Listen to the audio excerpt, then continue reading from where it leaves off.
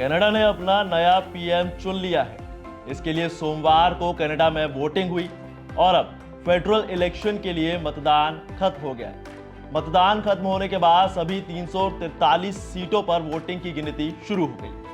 शुरुआती रुझानों में लिबरल पार्टी ने बड़ी बढ़त हासिल कर ली है और अब धीरे धीरे बहुमत भी हासिल कर लिया है, जबकि खालिस्तानी जगमीत सिंह बर्नबी सेंट्रल से चुनाव में बुरी तरह हार गए।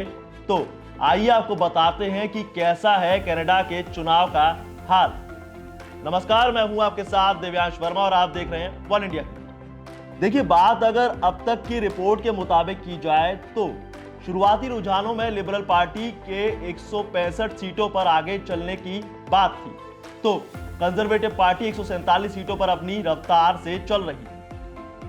वहीं ब्लॉक क्यूबकोइस यानी BQ 23 और NDP 8 सीटों पर आगे चल रही थी। AEV या दूसरे पार्टियों ने अभी तक कोई सीट पर अपनी बढ़त नहीं बना पाई।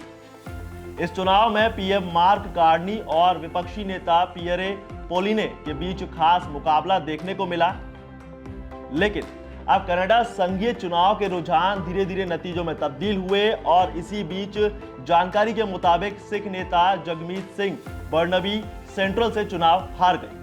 उनकी पार्टी नेशनल डेमोक्रेटिक पार्टी को महज 12 सीटें मिली, जिससे उनकी पार्टी का राष्ट्रीय दर्जा खत्म हो गया। NDP ने 343 सीटों पर चुनाव लड़ा था, लेकिन 12 सीटों पर ही जीत हासिल कर पाई। पिछले चुनाव में पार्टी को 24 सीटें मिली थी।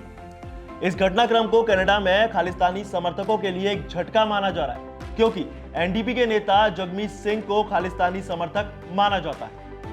अब आपको यह भी बता दें कि सोमवार को कनाडा में संघीय चुनाव के लिए रिकॉर्ड मतदान हुआ। अटलांटिक कनाडा के 4 प्रांतों में मतदान बंद हो गया, जबकि सबसे ज्यादा निर्वाचन क्षेत्रों वाले प्रांतों जैसे ओंटारियो और क्यूबेक के साथ 4 पश्चिमी प्रांतों और 3 क्षेत्रों में लोगों की लंबी लाइनें लगी हुई नजर आई।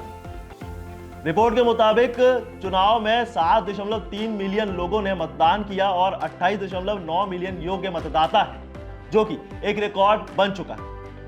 और अब फाइनली मार्क कार्नी की लिबरल पार्टी ने जीत हासिल कर ली है और इस जीत के बाद कार्नी ने अपने समर्थकों को संबोधित किया और अमेरिकी राष्ट्रपति डोनाल्ड ट्रंप को आड़े हाथों ले लिया, उन पर निशाना साधा।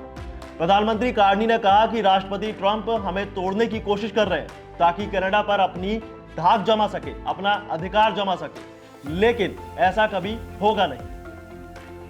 अब उन्होंने आगे कहा कि अमेरिका के साथ हमारा पुराना रिश्ता अब खत्म हो चुका है। अब हम अमेरिकी विश्वासघात के सदमे से उबर चुके हैं, हमें एक दूसरे का ख्याल रखना होगा।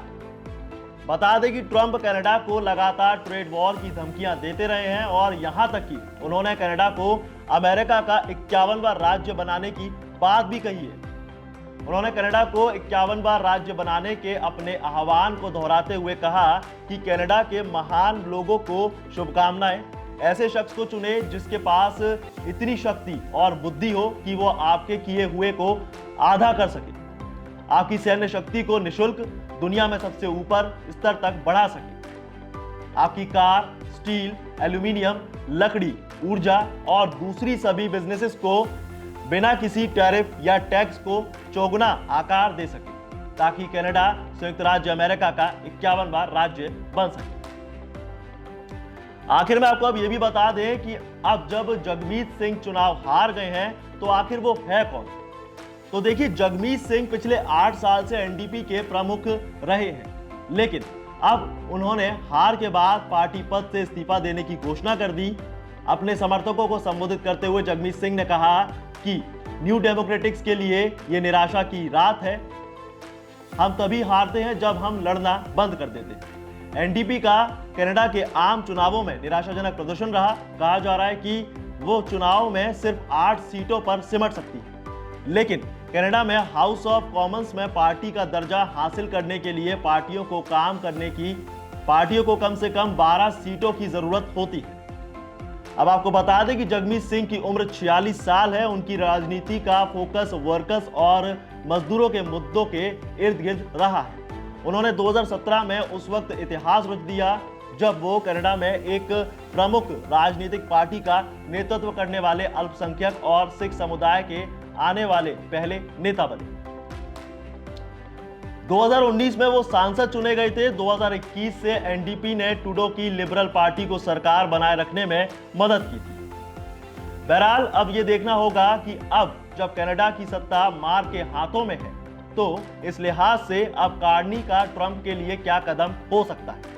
आपको क्या लगता है कमेंट सेक्शन में बताना ना भूलें। साथ ही वीडियो को लाइक जरूर करें और ऐसी तमाम अपडेट्स के लिए बने रहिए वन इंडिया हिंदी के साथ। Subscribe to One India and never miss an update.